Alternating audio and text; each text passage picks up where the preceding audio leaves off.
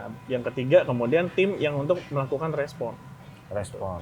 Bahkan dari proses analisa ini pun harus selalu divalidasi. Benar atau enggak nih? Karena begini, kemungkinan besar orang hanya melihat serangan itu terjadi di kapan, itu aja yang dicek. Oke. Tapi kalau kita ngomongin seperti contohnya ransomware, itu mereka masuk dari kecil sehingga nanti menyebar. Oke.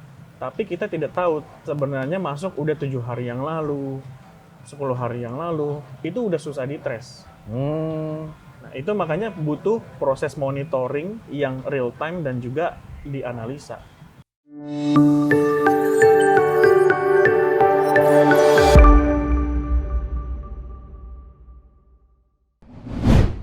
Halo Vibiers, masih di suasana Bali bersama your VB host Yogi Wardana.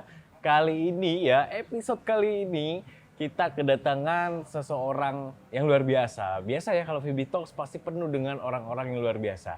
Kali ini kita kedatangan Bro Albert Kristianto. Beliau adalah Business Solution dari VB Cloud ya, dan juga nih ya, sudah verified Cloud Security Expert nih.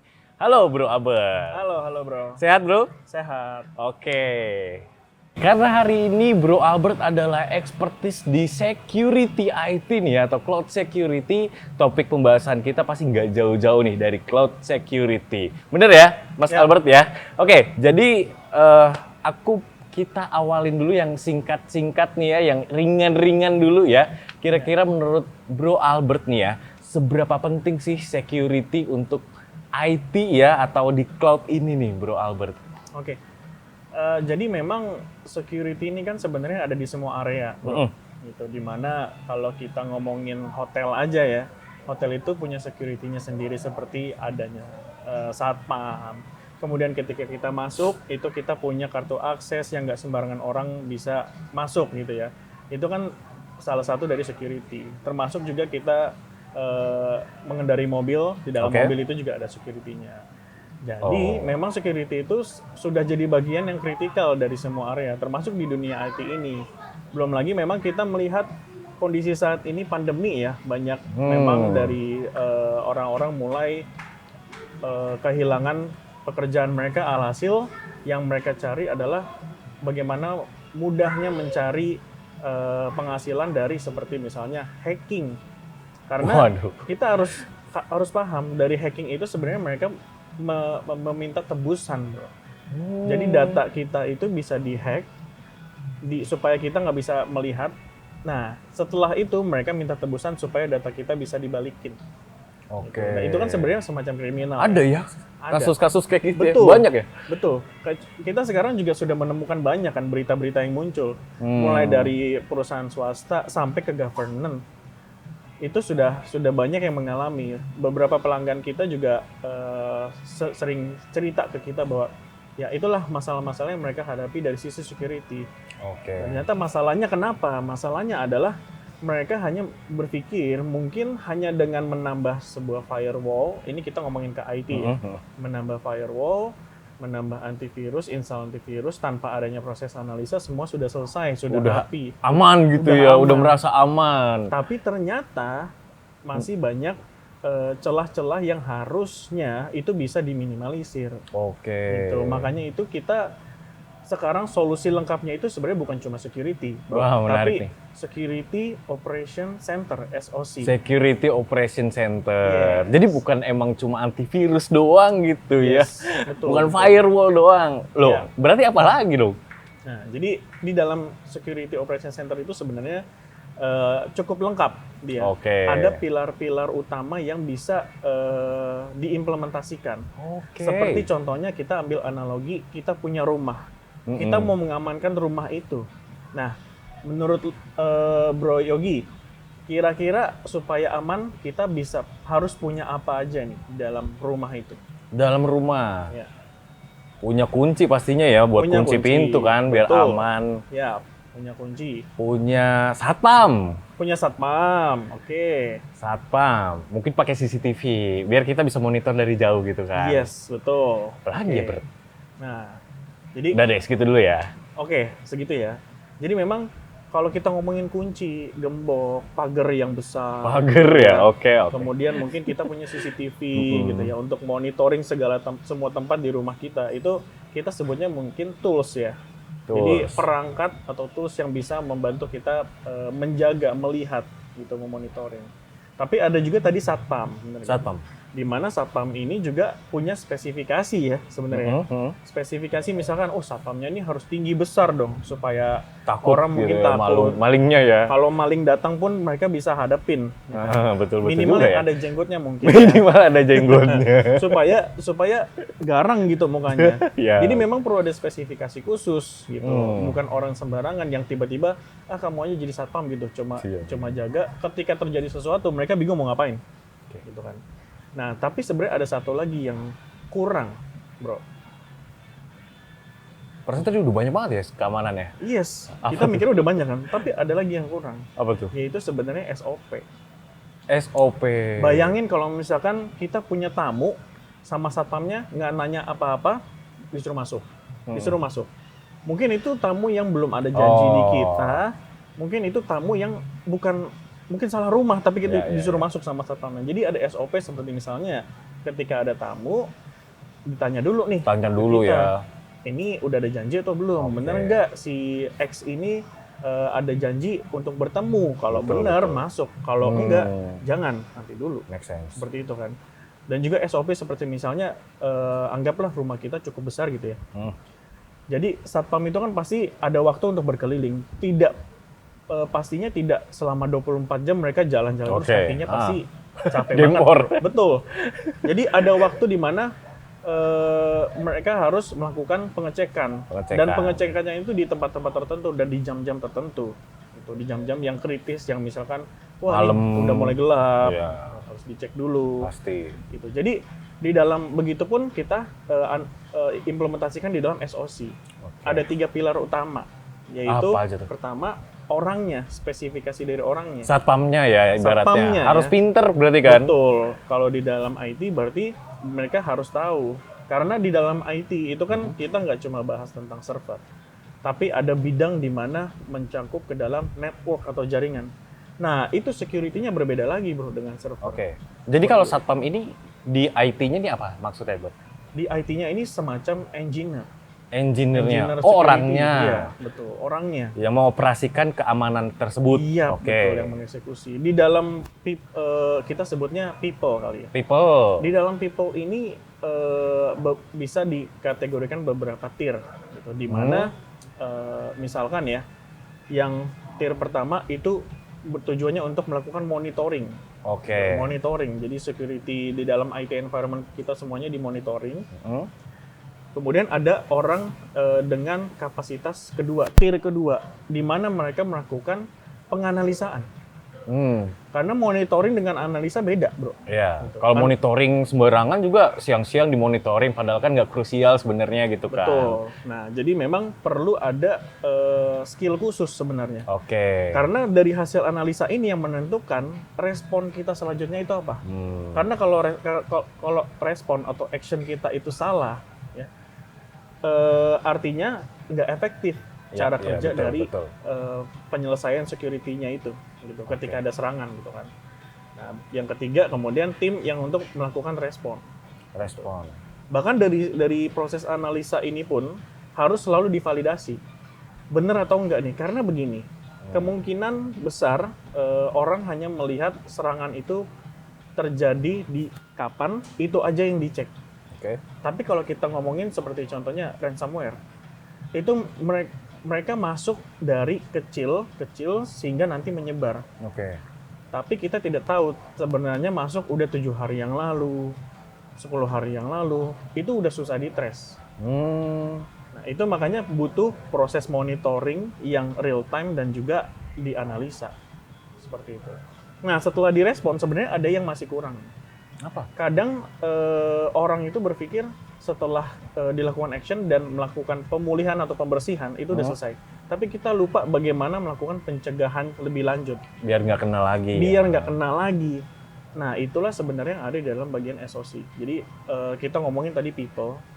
Kemudian kita ngomongin yang pilar kedua itu adalah Pilar kedua. proses. Oke, proses. Tadi sebenarnya udah sempat saya mention. Jadi ada monitoringnya, ada proses analisanya, gitu. Setelah dianalisa, dilakukan proses validasi. Bener gak sih, gitu ya? Atau ternyata serangannya terjadi di tempat lain, kerentanannya ada di tempat lain, Ya. gitu ya. Kemudian respon. Setelah direspon selesai, berhasil, bersih, yang terakhir adalah dilakukan prevention, pencegahan. Oke, jadi people, Proses, proses. dan satu lagi pasti teknologi. Oh, oke. Kalau di rumah teknologi. tadi ada toolsnya, misalkan CCTV-nya, Hmm. kemudian gemboknya. Karena gemboknya bisa jadi kita harus milih gembok yang kekuatan besar. Ya, gitu nggak bisa digunting lah ya, Nggak bisa ibarat. digunting, nggak bisa digergaji gitu kan. Oke. Harus yang seperti itu kan. Nah itulah teknologi yang kita gunakan, yang kita pilih itu harus sesuai dengan kebutuhan kita. Kenapa? Supaya proses Security Operational Center ini memang lebih efektif, gitu. Karena misalkan zaman dulu itu sebelum adanya teknologi yang canggih, orang itu pekerjaannya melakukan monitoring 24 jam, buka mata bener-bener. Itu kan nggak efektif ya di zaman sekarang ya. Maka itu muncullah jadi teknologi yang bisa membantu tim security nanti untuk melakukan monitoring hingga munculnya sebuah alert. Nah, ketika alert muncul, baru diresponlah sama orangnya, orang security-nya itu. Oke. Itu. Jadi menarik banget nih ya, analoginya tuh masuk banget gitu ya. Walaupun ngomongin teknologi, tapi kita tadi ini aku flashback sedikit ya. Berarti tadi kita ngomongin pertama itu yang namanya people ya. Jadi engineer nih ya, kalau tadi kita analoginya sebagai satpam ini harus pinter lah ya ibaratnya. Yang kedua itu proses. Kalau proses tadi apa Sorry? Proses itu kita melakukan bagaimana melakukan monitoring, kemudian dianalisa sampai akhirnya serangan itu selesai, pulih, dan kita melakukan pencegahan. Oke, jadi tetap di maintenance gitu ya. Iya, betul. Yang ketiga tadi aku masih ingat adalah teknologinya gitu ya. Jadi teknologinya ya harus up to date gitu kan, harus emang mumpuni gitu ya. Yap. Nah, pertanyaan selanjutnya ini gimana nih bercara dapetin tiga-tiganya nih? Nah, Kayak gitu. Yap. Jadi memang kebetulan Vibi sudah membuat solusi untuk SOC ini ya. Jadi memang cukup lengkap gitu. Mulai dari orangnya kita juga sudah sediakan. Oke. Kemudian proses dari SOP-nya juga kita bisa sesuaikan dengan kebutuhan dari pelanggan. Pasti orangnya juga udah expert ya. Karena kan people itu ya harus pinter tadi ya Tim teman-teman. kita sudah bersertifikat. Kita juga punya tempat khusus, ruangan khusus untuk SOC tim yang memang nggak sembarangan orang bisa masuk sebenarnya. Wow, jadi ada tempat khususnya ya. Baru setelah itu teknologi yang digunakan, gitu ya. Teknologi yang digunakan juga kita bisa sesuaikan di mana mereka berada, gitu ya. Karena kebetulan kita kan multi cloud ya.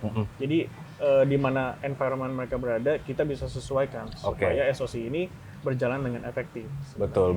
Jadi SOC ini kita kebetulan emang udah banyak partner ya, berarti yang emang udah kerjasama dengan VB Cloud ya, yang pasti emang mumpuni ya kayak gitu. Oke. Nah, pertanyaan selanjutnya gimana cara dapetinnya gitu loh. Jadi memang di SOC ini ada dua kategori besar yang disediakan sama VB.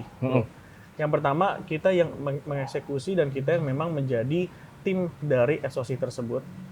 Tapi yang kedua kita juga bisa ini adalah yang pilihan pertama ini adalah ketika mungkin dari customer yang belum memiliki resource yang mumpuni, kapabilitas yang mumpuni, kita bisa bantu untuk melakukan monitoring tersebut, menganalisa hingga respon dan Oke, jadi kalau misalkan ada yang mau menerapkan SOC gitu ya, jadi nanti bakalan ada yang bantu nih ya dari tim VB Cloud ya, kayak gitu bakalan dicek dulu gitu ya sistemnya Bapak Ibu gitu ya atau teman-teman di sini yang punya bisnisnya atau tim IT-nya, kita akan lakukan assessment dulu gitu ya. Betul. Terus apa lagi, Bang? Nah, yang kedua itu yang modelnya pendekatannya lebih ke konsultan. Di mana mungkin saat ini pelanggan sudah memiliki IT resource, cuma belum tahu bagaimana langkah-langkahnya untuk membangun SOC ini. Gitu ya. Karena SOC ini kan proses untuk melakukan atau mengeksekusi masalah-masalah keamanan yang terjadi secara terpusat, gitu kan. Nah, jadi mungkin beberapa pelanggan yang memiliki tim atau divisi IT security, cuma memang belum terbangun SOC-nya ini. Nah, kita bisa menjadi konsultan Konsultannya. untuk meng-guide mereka Atau membangun mengedukasi gitu ya Yes, untuk betul. tim bisnisnya Bapak Ibu gitu Ya, ya. betul. Oke, menarik banget. Jadi ada dua ya teman-teman. Pertama ini tadi kita Bapak Ibu udah tinggal pakai gitu ya, ibaratnya kita sediakan tim atau tim expert ya dari PB Cloud. Ini bisa untuk membantu di bisnisnya Bapak Ibu. Yang kedua di sini adalah ketika Bapak Ibu punya bisnis nih, punya tim sendiri, nah kita bekerja sebagai konsultannya nih, kayak gitu. Kita tinggal akan ajarin gitu ya, atau edukasi atau sharing gitu ya kepada timnya Bapak Ibu gitu ya berarti ya. Ya. Nah, di mana sih gitu ya bisa dapetin layanan ini gitu ya? Kayak misalnya mau hubungi kemana, Bert? Oke. Jadi memang VB itu juga sudah menyediakan ya untuk website dari Website SOC ya. ini. Website yang disediakan sama VB, di dalamnya juga ada beberapa informasi ya Oke. yang bisa pelanggan mungkin lihat dan coba pelajari terlebih Pelajari dahulu. dulu ya. Kalau misalkan memang ada yang ingin dikonsultasikan, silahkan. Oke. Seperti itu. Nah, mungkin jadi pertanyaan, siapa yang membutuhkan SOC nih ya? Nah, Oke. jadi sebenarnya membutuhkan SOC itu adalah semua Ya semuanya lah pasti butuh Betul. keamanan ya. Betul. Cuma kita bisa harus sesuaikan dengan cakupannya. Perusahaan tersebut sebenarnya sudah cukup besar atau Oke. masih kecil. Paham. Karena SOC ini tidak melulu harus menggunakan semua teknologi yang lengkap dan mahal. Enggak. Kita start dari sebuah SOP aja, penentuan SOP, misalkan approval, Oke. gitu. Itu juga termasuk part dari SOC yang bisa kita bantu. Jadi memang bisa disesuaikan. Yap, Mungkin dari basic security bisa diimplementasikan, karena SOC itu juga pengimplementasian bertahap sebenarnya, bro. Gitu. Oke. Tapi ada ini nggak sih, kayak misalnya kita mau nih ya kan consult nih ya dengan tim VB Cloud gitu kan. Boleh nggak sih kayak misalkan dibantuin dulu deh atau ada free assessment-nya gitu, boleh nggak? Betul. Betul. Untuk assessment kita melakukan secara free. Boleh ya? Oh gratis ya? Yap, kita melakukan secara free. Kenapa? Karena sebenarnya ini mengenai awareness sih. Gitu. Kita bukannya menakut-nakuti ya. Karena security ini banyak juga pelanggan kita yang mengalami masalah ini sebenarnya. Dari dulu mereka sudah mengenal yang namanya security, tapi tidak diimplementasikan karena apa? Karena belum kejadian. Gitu. Sama juga kayak misalkan kita mungkin punya asuransi gitu ya. Asuransi itu nggak akan terpakai sampai kita benar-benar sakit. Tapi pertanyaannya, apakah benar-benar kita Mau sakit harus dulu menunggu gitu ya? sampai sakit dulu, sampai bom waktunya meledak, Betul. data hilang, baru kita mengimplementasikan? Wah, kalau menurut saya itu udah terlambat. Yap. Dan sebenarnya kita mengedukasi ini supaya kita nggak mau hal ini terjadi dengan pelanggan-pelanggan kita. Ya, lebih baik mencegah daripada mengobati gitu kan. Betul. Oke, jadi tadi ke website ya. Kalau misalkan mau itu mungkin ada form ya berarti ya nanti di sana ya. Yes. Pasti ada ya? Iya. Oke, jadi untuk link landing page-nya ya atau link website-nya itu nanti teman-teman mungkin bisa langsung ke link deskripsi ya di bawah ini ya. Atau mungkin di layar ini nih ya. Oke, Bro Albert, thank you banget ya. Kayaknya itu udah jelas banget nih materi hari ini, daging banget ya kalau kata anak Jaksel ya.